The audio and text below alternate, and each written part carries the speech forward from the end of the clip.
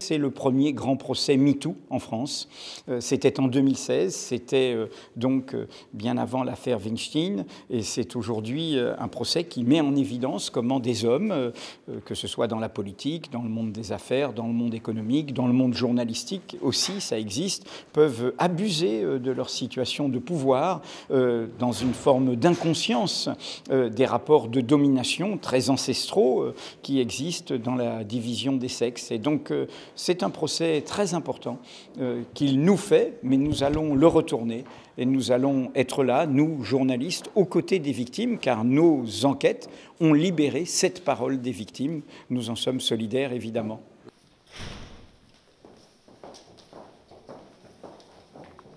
Pour les autres, pardon, et ceux qui...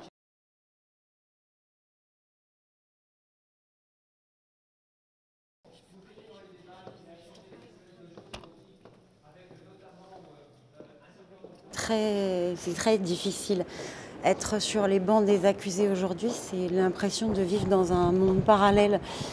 On a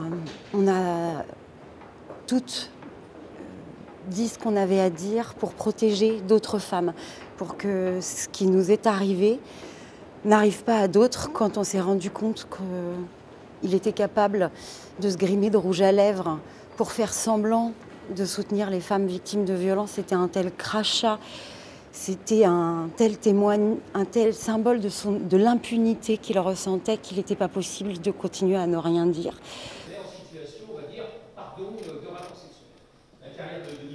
Donc l'affaire dure depuis 3 ans, nous ça fait 2 ans qu'on ne vit plus, ça fait 2 ans que nos vies sont mises entre parenthèses, qu'on a peur de tout,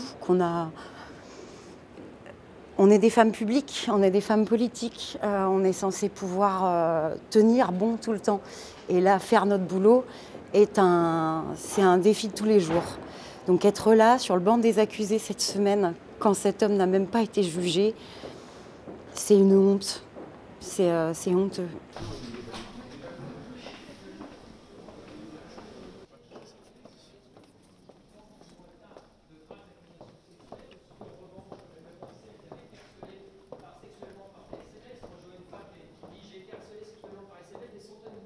C'est compliqué, mais en même temps, c'est une étape qu'il fallait passer, qu'il faut passer. Alors c'est clair que j'aurais préféré ne pas être mise en examen. C'est étrange, vivre pendant 2 années en se disant je suis mise en examen. Et donc voilà, après maintenant, c'est un aboutissement. C'est un aboutissement et naturellement, j'ai envie que ça aille du mieux possible pour nous toutes et pour les journalistes. C'est complètement aberrant, d'autant plus que M. Baupin n'est pas là. Donc il porte plainte contre nous, mais il ne vient pas. Donc moi, ma colère est plutôt là.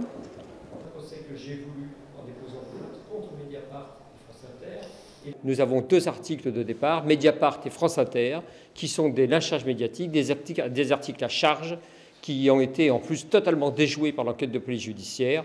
Enquête de journalistes qui manquent totalement de prudence, de contradictoire. Vous savez, d'harcèlement et d'agression sexuelle, et a fait l'objet d'une enquête préliminaire qui a duré 9 ans. I'm expecting that the innocence of my client will be totally proved.